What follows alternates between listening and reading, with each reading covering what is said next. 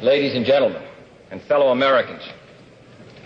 I am very proud to be here today at one of over 33 meetings which are being held across the United States. And it is a source of regret to me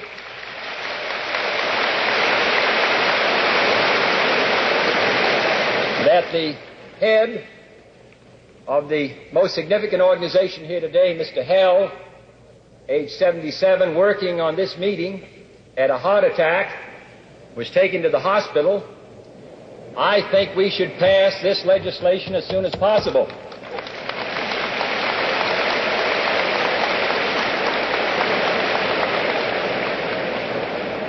I come to New York because I believe the effort in which we're engaged is worth the time and effort of all of us. I come from Boston, Massachusetts, near Faneuil Hall, where for a whole period of years, meetings were held by interested citizens in order to lay the groundwork for American independence. And while there may be some who say that the business of government is so important that it should be confined to those who govern, in this free society of ours, the consent and, may I say, the support of the citizens of this country is essential if this or any other piece of progressive legislation is going to be passed. Make no mistake about it. Make no mistake about it. Now, why are we here? What is the issue which divides and arouses so much concern? I will take a case which may be typical, a family which may be found in any part of the United States. The husband has worked hard for his life and he is retired. He might have been a clerk or a salesman or on the road or worked in a factory, stores or whatever. He's always wanted to pay his own way. He does not ask anyone to care for him. He wants to care for himself. He has raised his own family. He has educated them. His children are now on their own. He and his wife are drawing Social Security. It may run $75, $100, $125 in the higher brackets. Let's say it's $100. And he has a pension from where he worked, the results of years of effort. Now, therefore, his basic needs are taken care of. He owns his house. He has $2,500 or $3,000 in the bank. And then his wife gets sick. And we're all going to be in a hospital, 9 out of 10 of us, before we finally pass away, and particularly when we're over 65. Now she is sick, not just for a week, but for a long time. First goes the $2,500. That's gone. Next, he mortgages his house, even though he may have some difficulty making the payments out of his Social Security. Then he goes to his children, who themselves are heavily burdened because they're paying for their house, and they're paying for their sicknesses, and they want to educate their children. Then their savings begin to go. This is not a rare case. I talked to a member of the Congress from my own state a week ago who told me he was going to send his daughter away to school, but because his father had been sick for 2 years, he could not do it. And, Congressman, I pay $22,500 a year. And that's more than most people get. So therefore now, what is he going to do? His savings are gone, his children's savings, they're contributing, though they have responsibilities of their own, and he finally goes in and signs a petition saying he's broke and needs assistance. Now, what do we say? We say that during his working years, he will contribute to Social Security as he has in the case of his retirement, $12 or $13 a month. When he becomes ill, or she becomes ill over a long period of time, he first pays $90 so that people will not abuse him. But then let's say he has a bill of $1,500. This bill is not that we're talking about Mr. Anderson's bill and Mr. King solve everything. But let's say it's $1,500, of which $1,000 are hospital bills. This bill will pay that $1,000 in hospital bill. And then I believe that he and the effort he makes in his family can meet his other responsibilities. Now, that does not seem such an extraordinary piece of legislation 25 years after Franklin Roosevelt passed the Social Security Act.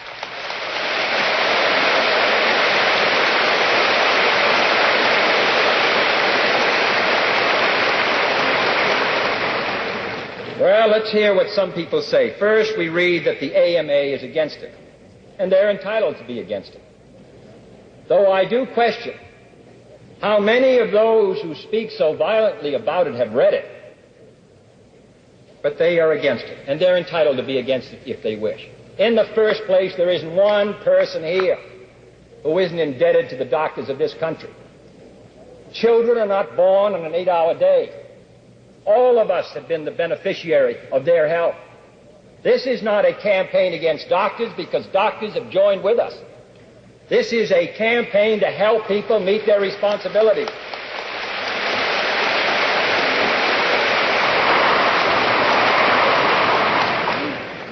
There are doctors in New Jersey who say they will not treat any patient who receives it.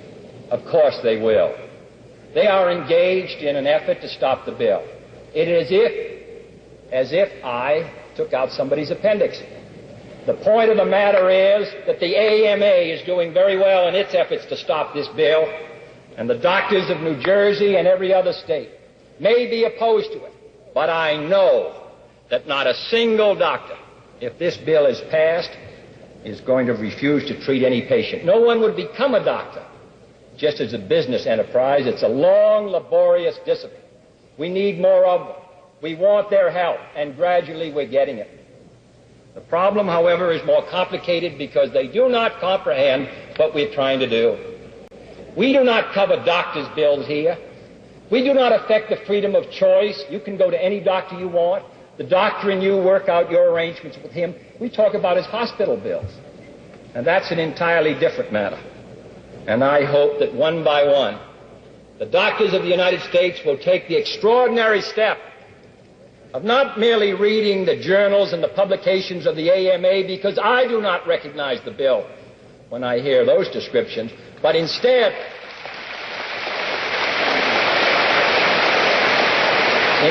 to write Secretary Ribicoff, Washington, or to me, and you know where I live, or to Senator Anderson, or to Congressman King, if you are a doctor or opposed to this bill, and get a concise explanation and the bill itself and read it. All these arguments were made against Social Security at the time of Franklin Roosevelt. They're made today. The mail pours in. And at least half of the mail which I receive in the White House and on this issue and others is wholly misinformed. Last week I got 1,500 letters on a revenue measure. 1,494 opposed and 6 for. And at least half of those letters were completely misinformed about the details of what they wrote. And why is that so? Because there are so many busy men in Washington who write. Some organizations have 600, 700, and 800 people spreading mail across the country, asking doctors and others to write in and tell your congressman you're opposed to it. The mail pours into the White House, into the Congress and Senator's office. Congressmen and senators feel people are opposed to it. Then they read a Gallup poll which says 75% of the people are in favor of it. And they say, what has happened to my mail? The point of the matter is that this meeting and the others indicates that the people of the United States recognize, one by one, thousand by thousand, million by million, that this is a problem whose solution is long overdue. And this year, I believe, or certainly as inevitably as the tide comes in next year, this bill is going to pass.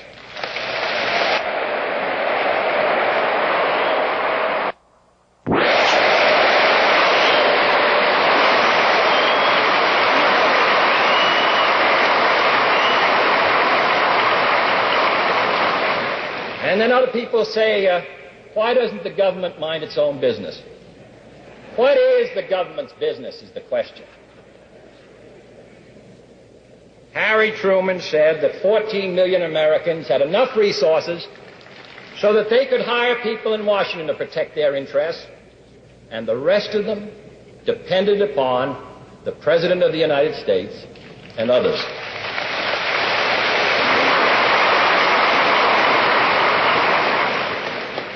This bill serves the public interest. It involves the government because it involves the public welfare. The Constitution of the United States did not make the President or the Congress powerless. It gave them definite responsibilities to advance the general welfare, and that is what we're attempting to do.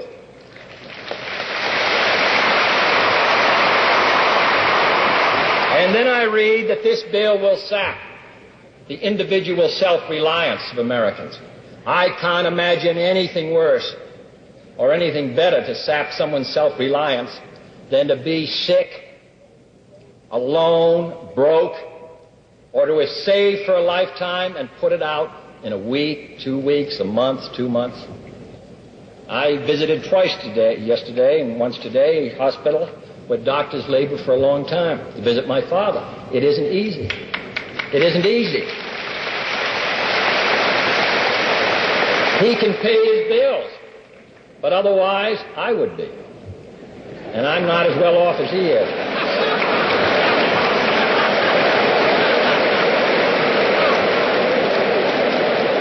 But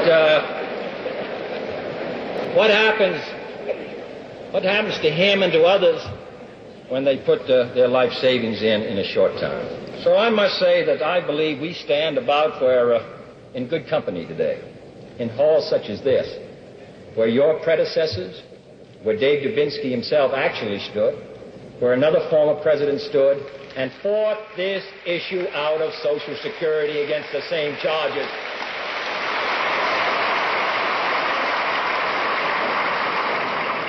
This argument that the government should stay out, that it saps our pioneer stock. I used to hear that argument when we were talking about raising the minimum wage to $1.25.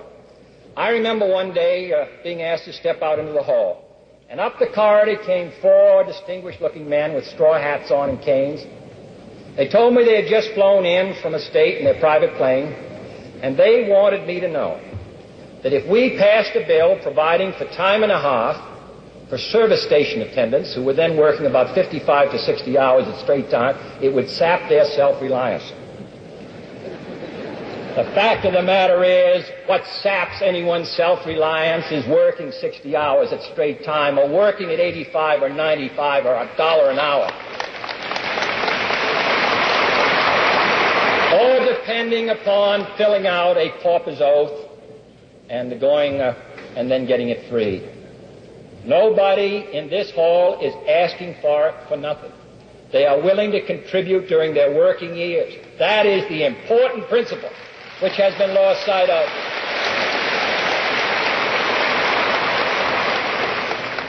I understand that there's going to be a program this week against this bill in which an English physician is going to come and talk about how bad their plans are.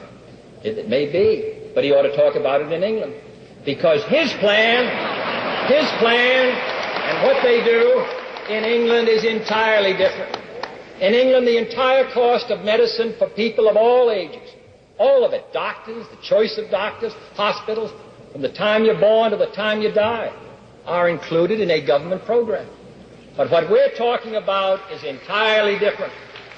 And I hope that while he's here, he and Dr. Spock and others who have joined us will come to see what we're trying to do. The fact of the matter is that what we are now talking about doing, most of the countries of Europe did years ago. The British did it 30 years ago. We are behind every country pretty nearly in Europe in this matter of medical care for our citizens. And then those who say that this should be left to private effort. In those hospitals in New Jersey where the doctors said they wouldn't treat anyone who paid their hospital bills through Social Security, those hospitals and every other new hospital, the American people, all of us, contribute 1/2, 1 or 2/3 for every new hospital, the national government. We pay 55% of all the research done. We help young men become doctors. We are concerned with the progress of this country. And those who say that what we are now talking about spoils our great pioneer heritage should remember that the West was settled with two great actions by the national government. One, in President Lincoln's administration, when he gave a homestead to everyone who went west, and in 1862 he set aside government property to build our land-grant colleges. This cooperation between an alert and progressive citizenry and a progressive government is what has made this country great, and we shall continue as long as we have the opportunity to do so.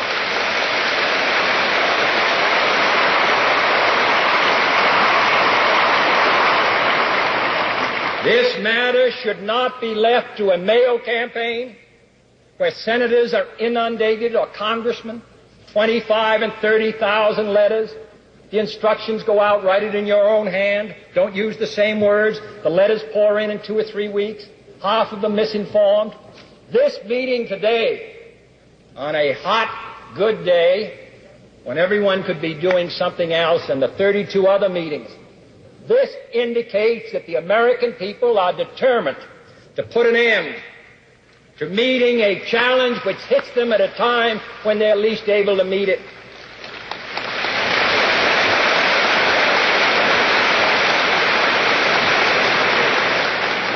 And then finally, I had a letter last week saying you're going to take care of all the millionaires and they don't need it. I do not know how many millionaires we are talking about, but they won't mind contributing $12 a month to Social Security. And they may be among those who will apply for it when they go to the hospital. But what I will say is that the national government, through the tax laws, already takes care of them, because over 65 they can deduct all their medical expenses. What we are concerned about is the person, not who has not got a cent, but those who saved and worked and then get hit. Then there are those who say, well, what happens if you die before you're 65? Well, there isn't. You really don't care. You have no guarantees. But what we are talking about is our people are living a long time. Their housing is inadequate. In many cases, their rehabilitation is inadequate. We've got great unfinished business in this country. And while this bill does not solve our problems in this area, I do not believe it is a valid argument to say this bill isn't going to do the job. It will not. But it will do part of it. Our housing bill last year for the elderly, that won't do the job, but it will begin. When we retrain workers, that won't take care of unemployment chronically in some areas, but it's a start. We aren't able overnight to solve all the problems that this country faces. But is that any good reason why we should say, let's not even try? That's what we're going to do today. We are trying. We are trying.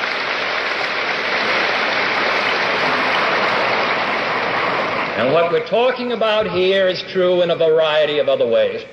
All the great revolutionary movements of the Franklin Roosevelt administration in the 30s we now take for granted. But I refuse to see us live on the accomplishments of another generation. I refuse to see this country and all of us shrink from these struggles, which are our responsibility in our time, because what we are now talking about in our children's day will seem to be the ordinary business of government.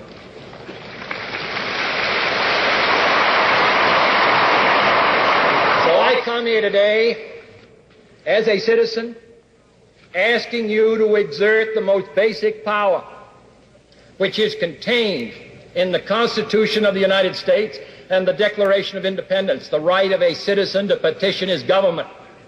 And I ask your support in this effort. This effort will be successful. And it will be successful because it is soundly based to meet a great national crisis. And it is based on the effort of responsible citizens. So I want to commend you for being here. I think it's most appropriate that the President of the United States, whose business place is in Washington, should come to this city and participate in these rallies. Because the business of government is the business of the people, and the people are right here.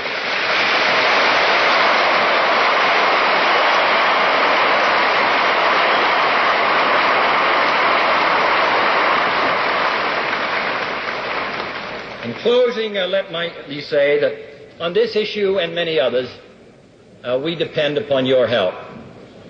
This is the only way we can secure action to keep this country moving ahead, to have places to educate our children, to have decent housing, to do something about the millions of young children who leave our schools before they graduate. Every day I am reminded of how many things were left undone. 30 years ago they provided that no drugs be put on the market which were unsafe for hogs and for cattle. We want to take the radical step of doing the same for human beings. Anyone who says that Woodrow Wilson, as great a president as he was, and Franklin Roosevelt and Harry Truman, that they did it all, and we have nothing left to do, now are wrong. We ask you, the citizens of this country, the responsible and thoughtful doctors, the hospital administrators, all those who face this challenge of educating our children, finding work for our older people, finding security for those who have retired, all who are committed to this great effort of moving this country forward, come and give us your help.